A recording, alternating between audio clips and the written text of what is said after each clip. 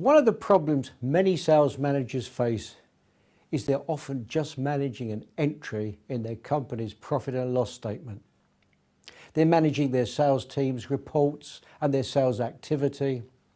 They're usually managing and struggling to manage the lowest performers and the underachievers, those who are not meeting quota or targets. They're mostly focused on the failures and what they may or may not be able to do to help those underachievers, rather than moving everyone forward.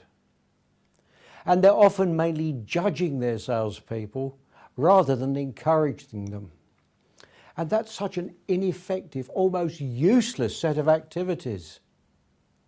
So ask yourself this question.